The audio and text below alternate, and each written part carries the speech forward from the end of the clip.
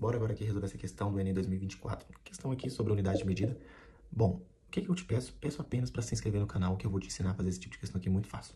Então, aqui ele basicamente contextualiza até chegar aqui. Modelo Enem, né? Então, aqui ele contextualiza. O que ele está falando de verdade na questão? O fluxo de água através da superfície da membrana é diretamente proporcional à vazão da água. O que significa ser diretamente proporcional? Por exemplo, nós temos x, que depende de uma variável y. Se x aumenta, y aumenta. Isso é proporcional.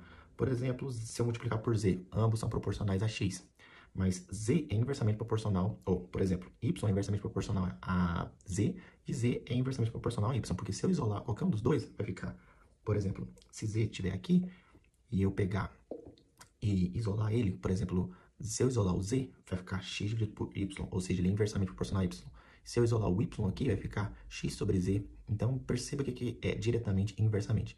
Então, se nós temos que a vazão de água é proporcional medida em mililitro, ou seja, se é proporcional está multiplicando, né, sem dividir, sem nada. Então, aqui, por exemplo, fluxo, e é diretamente, nós temos que aqui em cima vai ficar mililitro, por essa razão aqui. E aqui ele fala também que é medida em mililitro por segundo. Na matemática, a gente entende que é divisível, ou seja, mililitro por segundo, e inversamente proporcional à área da superfície da membrana medida em centímetros quadrados. Ou seja, aqui em cima, ou no caso aqui embaixo, né, é dividido por centímetros quadrados, porque isso é inversamente proporcional. Inversamente a gente divide, diretamente a gente multiplica, mas tem que tomar cuidado, por quê?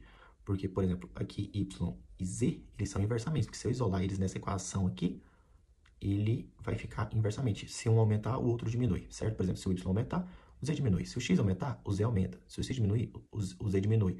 Agora, se o y aqui aumentar, o z diminui. Se o y diminuir, o z aumenta. Então, isso que é o significado de inversamente e diretamente proporcional. Basicamente, essa aqui já é a resposta, né? Isso aqui vai nos dar a letra C de casa.